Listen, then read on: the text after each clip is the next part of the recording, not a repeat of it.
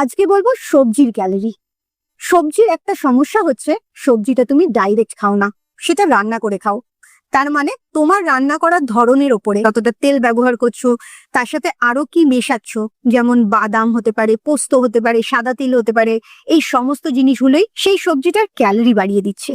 এই জায়গাটাও তোমাকে মাথায় রাখতে হবে। যদি শসা বা টমেটো খাও, তার ক্যালোরি সবচেয়ে কম, 15 থেকে 20 ক্যালোরি থাকে প্রতি 100 গ্রামে। সেখানে তুমি যদি ফুলকপি, বাঁধাকপি, পালং শাক, বেগুন, মাশরুম, ক্যাপসিকাম এগুলো খাও, এগুলোতেও প্রতি 100 গ্রামে 20 থেকে 25 ক্যালোরি থাকে। তুমি যদি মাটির তলার সবজি খাও, যেমন বিট, গাজর, পেঁয়াজ, সেগুলোর প্রতি 100 গ্রামে 40 ক্যালোরি থাকে।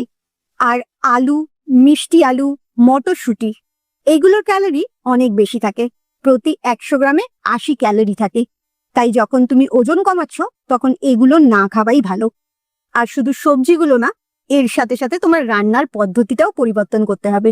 যেখানে তেল কম দেবে, নাটস অ্যান্ড সিডস যেমন বাদাম, পোস্ত, তিল, এই জিনিসগুলো যত কম ব্যবহার করবে তত তোমার ভালো।